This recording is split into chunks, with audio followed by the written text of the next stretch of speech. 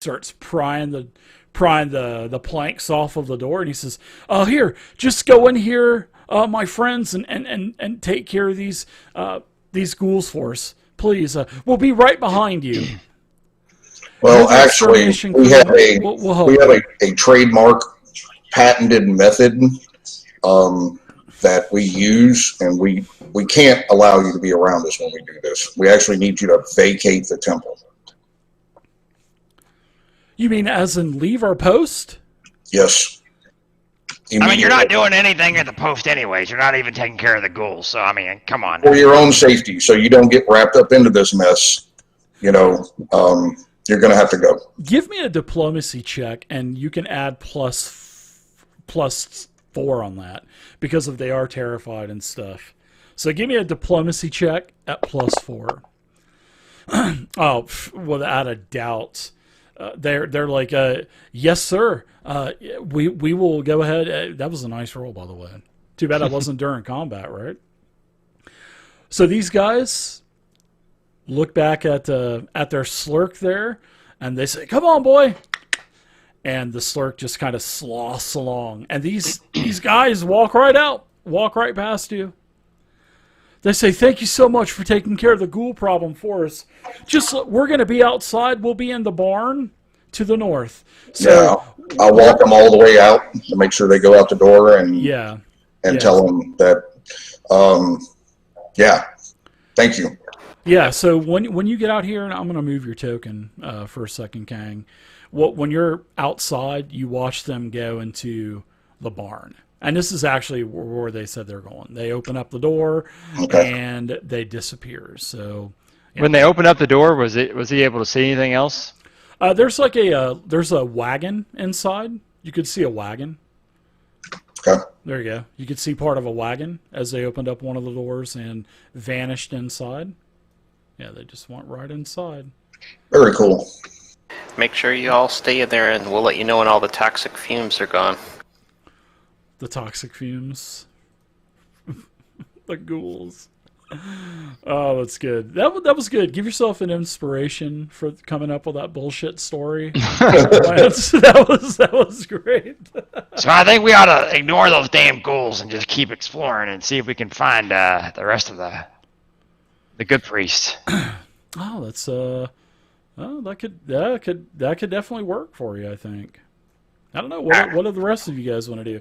There's a door to the south, and then, the ghouls are to the north, because that's all boarded up. I guess we could check the one on the south first. I hate leaving doors behind us. Yeah, let's check in there.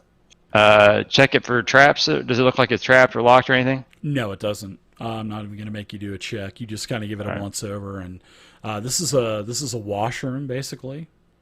Oh, that's good. I've got my hands kind of dirty earlier. So, yeah, it's got like a water basin mounted on the wall. King says I need to be cleaner and, do a little bit better hygiene. Good job, Emu. Thank you.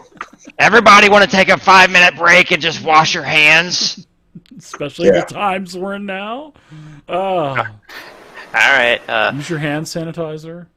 Here, Justin wants to wash up too. And I'm going to pick my nose before I wash my hands this time, because last time I did it in the wrong order and King got mad. Yeah, and make sure you don't touch your face, man. How am I going to pick my nose if I don't touch my face? Well, it's kind of the point. There's a couple. Does a fingernail count? Oh. Yeah, but a fingernail could make your nose bleed if you scratch it hard enough. So. You might want Okay. There's a couple more hooks with gray robes hanging on the hooks as well. Some soap, stuff like that. You can put some soap in your. As Emu walks out, I'll hand him a handkerchief. I'll be like, "This is how you clean your nose." Okay, I was gonna use a robe, but okay. Oh God. All right, so I'll rub my nose with that and then kind of toss it over to the side, and then I'm like, I think I'm gonna wear one of these robes, and I'm gonna throw one of them on. It's kind of like dragging the floor as I'm walking around. This is kind of cool. What do you think? I like it. Yep, it works for you, Emu. Very authentic.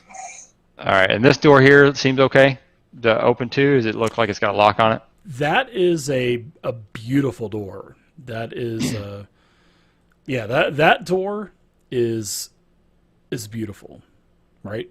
It's made of brass. It's got all kinds of decorations on the door, inscriptions like there was on the entrance door. So, yeah. Oh, why don't you guys give me a? In fact, no, nope. I'm not gonna do that. So Okay. yeah, but the door here, big double doors, brass, all kinds of inscriptions with more Gaza representation, etc.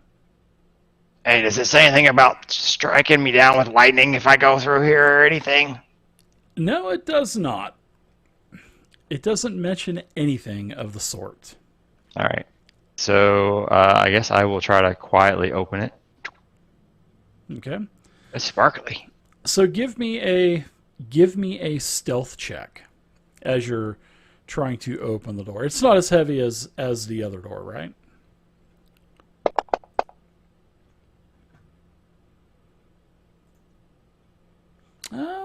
I would say that's a pretty nice roll. So I'm going to say that you're able to get the door open, and you can actually see that there are a couple of creatures inside of here, and they do not see you. And one of these creatures is a creature that you have already kind of seen with the sagging skin and whatnot. And the other individual is a female priest. Is she wearing a gray robe? This is what she looks like. Nice. Yeah. She's happy looking. She looks pretty happy. I'll whisper it back to them. I'm like, Yeah, there's one of those guys with a big worm tongue. Like the little skin suit people. Yeah, And then a priest. At the church. She seems to be the boss. I'm gonna sneak up next to her, see if I can. is there any look like there's columns? Yes, there are 8 pillars in here, and this room is brightly illuminated. And these 8 pillars they're twisting from the floor to the ceiling. They're beautiful pillars. The ceiling is over 20 feet above you. And as you look up, the ceiling depicts like a cloudy storm. And it's kind of almost animated. It looks like it's kind of swirling around and whatnot. It looks real. I mean, this is beautiful. And the floor has all these mosaic tiles and stuff with, portray the depths of the ocean. There's like a coral reef depiction, seaweed beds, schools of fish, a big manta ray. And then there's also a couple of doors that are straight ahead of you that are behind this female priest wielding a trident. And then on the right and the left, as you're looking in, you can kind of see that just barely through the first and second columns, it looks like there's a couple of corridors that go north and south also. So I want to try to get to the opposite side of the columns and just kind of dart across to those, and then just try to like very quietly move from column to column and get as close to her as possible. Sure, yeah, you can do that. So what you can do is you can give me a stealth check for every time you want to move to another pillar. And okay. I'll let you have the first one already okay. because of your stealth skill that you So here's the second one. Okay. All right. And as I move to there. I am going to go ahead and do a roll as well. We're going to do contest versus perception. So okay. that's how we're going to do this.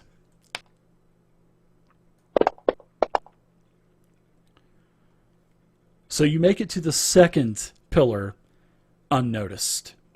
Okay. And these two, this fiend and this priestess, are talking with one another. Am I overhearing what they can say from there, or do I need to get closer? You can hear them talking very softly with one another, but you cannot understand them from where you're at. Okay. I'm going to take my robe off and just leave it here because I don't think I can move as stealthily, and it's too long. I'll just kind of leave it in a pile, and I'm going to try to stealth to the next one. Okay. To there.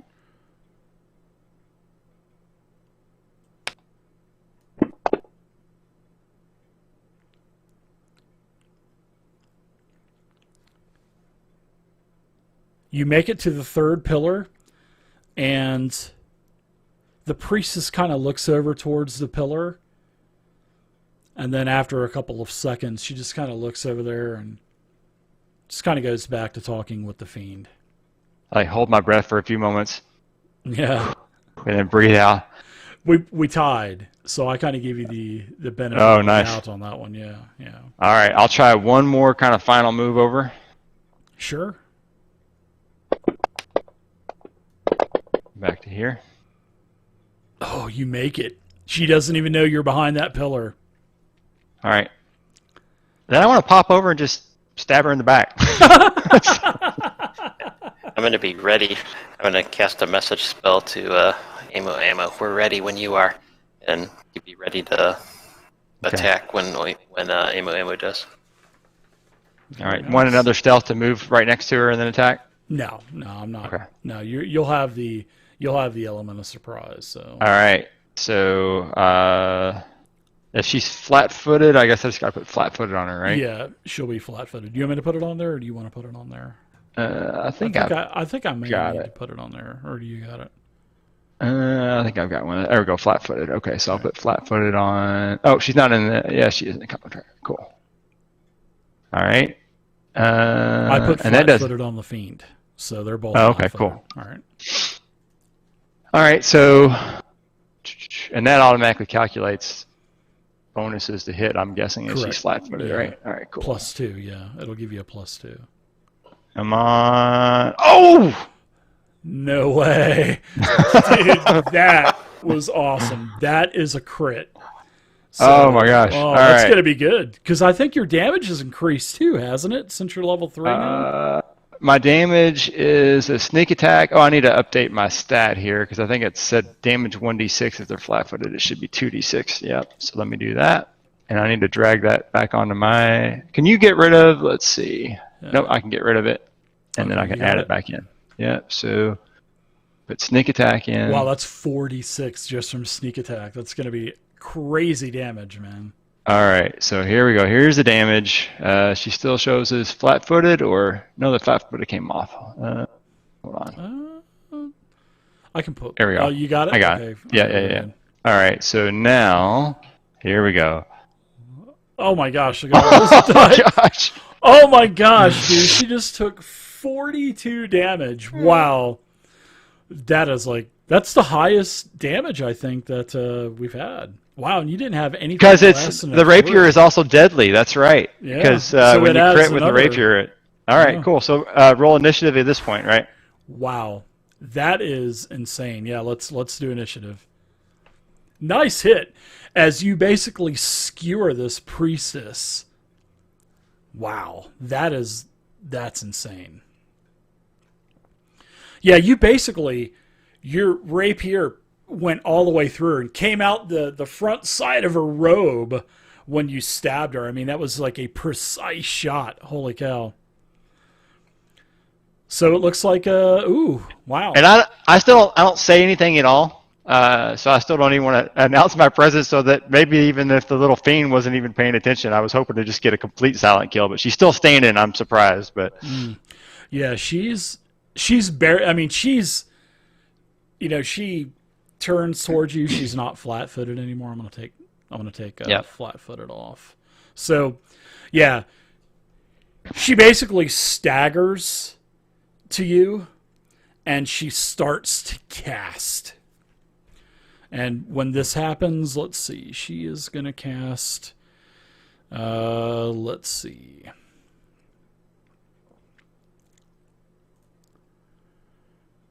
All right. I don't want to do that. Okay, so, yeah, what's going to happen here... I'm going to go ahead and do a... basically, out of her hands, a green poisonous spider comes out and tries to sink its fangs into you. Okay. So, yeah, let's go ahead and do that. And I'm going to try to use my reaction, which is Nimble Dodge. It gives me a +2 circumstance bonus to AC against a triggering attack. Okay. Well, this is a saving throw. Oh, okay. So I'll go ahead and I'll give you the saving throw really quick. Wow, it's actually a pretty high DC. But then again, you guys are getting up there a couple of levels now. So let's see. All right, here we go.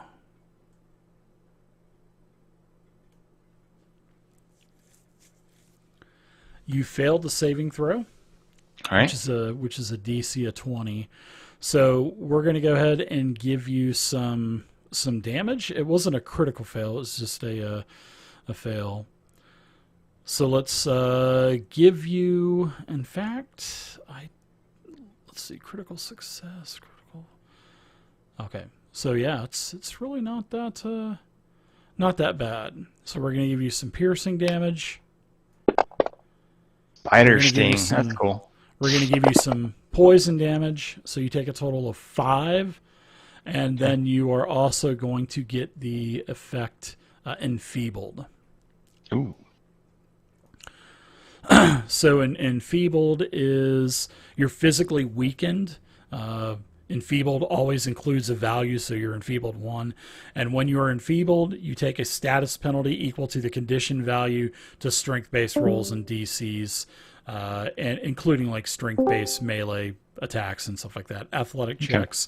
So, and then how the conditions work in Pathfinder 2 is you'll lose that effect next round.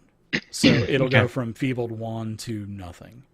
Okay. Now, if you critically failed, you would have been enfeebled 2. And then next round, you would be just enfeebled, Got it. Okay, so that's 2 actions for her. The last action, she is going to go ahead and she's going to withdraw from you. And she's in bad shape, believe me. She's got, blood just coming down her robe now. You can just see the blood starting to spread. The blood pattern just get bigger and bigger and bigger. As she commands this fiend, she goes, "Kill this intruder," as she's like coughing up blood and stuff. All right, so that's it for her. The fiend, it does move in on you, and it will take a couple of attacks. It will take, let's see, yes, it will take 2 attacks. It will take a bite attack as its first attack. Ooh, that 16 rolled over. That's a miss. Nice. All right. And then next, I will do a fist attack at -5. Ooh, that's a 25, which that is a hit. Yeah. Ooh, this is going to hurt a little bit. You'll take a total of 10 bludgeoning damage from the fist attack. And that's it from the medium fiend. Omi, you're up now. All right. I think, let me see. Yeah, let me take 25 movement to move in on the priest. And then I'm going to have Justin hop out of my backpack. I don't know if you want to put a separate token down for him or not. Sure. It's a beaver, right? I think I have one in my... I had to ask Beaver. You probably have a Justin Bieber image available on your desktop, right? Sure. He probably has that, of course. Him and his wife, they go to Justin Bieber concerts all the time. So I've got like a dozen of those. Let me get a. I think I have a Beaver token. In fact, I did not import my images here, so let's see if I have a Beaver token. I do not, but I promise that I will have one for you next time. So what we'll do is, If I had time, I would just import a Justin Bieber image and put it on for your token real quick. I've got a perfect one to you. I'll PM to you. Oh, okay, that's good. That's fine. That sounds good. So let's just go ahead and add him onto the map. In fact, I'm going to add him into the combat tracker also. And we'll just share your initiative with him. So every time you roll initiative, we'll just kind of put him. So I don't think there's going to be... See the portrait there? I'll just have that there until I can put a token in there really quick. So go ahead and do what you want to do. Right alongside me. You'll hop out right alongside me here and try to bite the priest.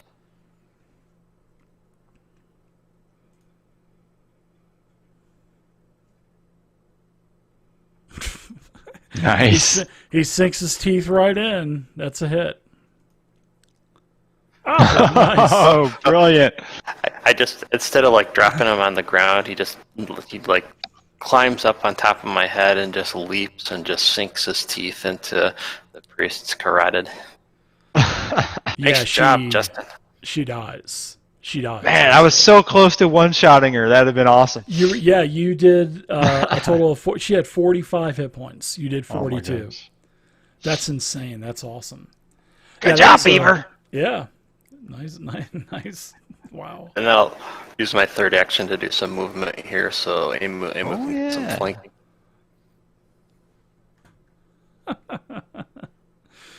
Nice shot. So you guys now have this, you guys have seen this fiend before. This is the same type of fiend that that you guys had seen at the temple, the Golden Laws Church.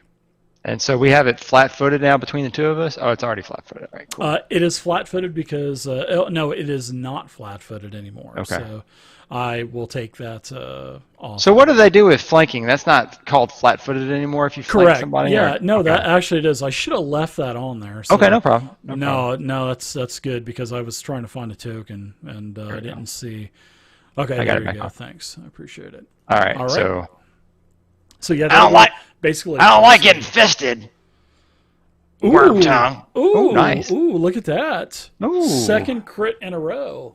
Excellent. With 18, that is kind of cool to be able to do 18 and still get a crit. All right, so let's see. Put that back on this guy. This will be fun. See if I did as good as your girlfriend there. You still did quite a bit of damage. That's 36. It pretty is good. heavily wounded. Yeah, it is All definitely. right. Yeah, it's definitely wounded. And I'll do my second on him, which is -5. Come on. Oh, not good enough. That's a miss. And on my third one, I'm actually going to raise my shield. And that's it for me. All right. So Zero's going to move in. Ooh. I think I'm going to go ahead and... Oh, yeah. Zero's going to... I'm going to move right on in. So 5, 10, 15, 20, 25. I got a 40 movement with... no, 25... Let's see. 25. Zero's movement's 25, I think. Yeah, it is 25. So I'm going to stay there. I'm going to go ahead and cast... Can't do Shocking Grasp because it's a touch. I'll go ahead and I'll do Electric Arc again. I'll give that thing a saving throw.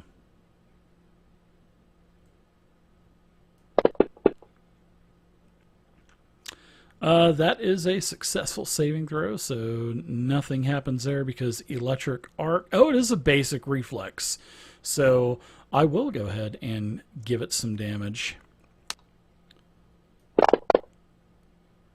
And look at that. It recognizes it as a basic reflex throw, and it takes 3 damage, which is half. Very nice. All right. Let's go to Kang. You're up now. So Kang wasn't ready.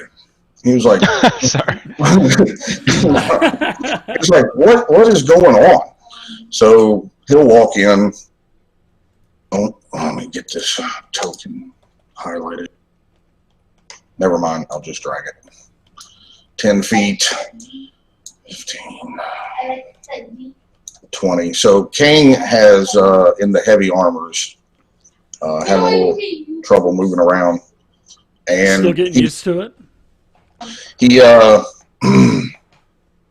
is kind of bewildered. You know what I mean? He walks in, there's like a dead body on the ground and another one that's almost dead. And he's like, what are you guys doing? So he will cast Divine Lance on this last fiend here. Sure.